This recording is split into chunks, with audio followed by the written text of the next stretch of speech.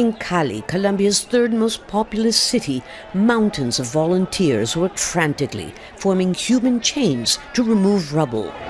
What you see behind me is a building that was called Mirasol. It was a beautiful apartment building, a residential area. It's completely collapsed, and so far they haven't found anybody alive. The only two people they were able to bring out of here died on the way to hospital. But they haven't given up hope of finding someone alive. A short while ago, the voice of a man was heard, so that's what we're doing, getting rid of as much rubble as possible to reach an area inside what is still blocked. The noise is deafening until there's a call for silence. Arms go up into the air as a sign, so they can hear if anyone is still calling for help. An hour earlier, a woman, a doctor, was rescued from another collapsed building, giving hope to those still searching for their loved ones. Like the families of patients who may still be trapped inside Cali's largest and oldest university hospital. Juan Andres Sanchez tells us he doesn't know if his wife Julieta is alive or dead inside. But he says that his 17-year-old son, who was recovering from surgery on the 4th floor, is already dead. The social worker told me that his body was at the morgue, but I went and he's not there. He's been taken elsewhere. The reason, we're told, is that the morgue is about to collapse too. The health ministry calculates that 30% of Cali's large and medium-sized medical centers are in code red, which means they are inoperative. We have had to evacuate the patients from this hospital to other institutions that are struggling to cope with the demand. A tragedy almost everywhere you look, as the window for finding more people alive diminishes by the hour.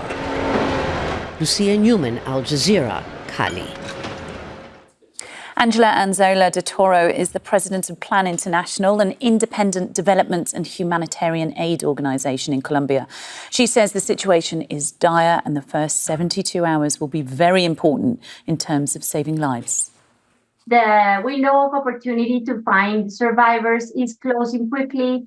It's a very high temperature. We are doing everything we can to find survivors. And then Plan International, of course, we are very much keen to save the lives of children. We know that there are difficult months to come.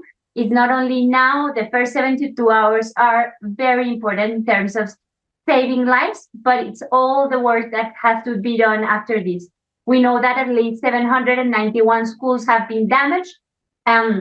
So we need to find spaces for children to be safe, to be protected. We're going to be working to provide shelter, to provide food to the families, to provide safe drinking water, and everything that needs to be done for them to survive. Also, we are particularly keen on protecting children.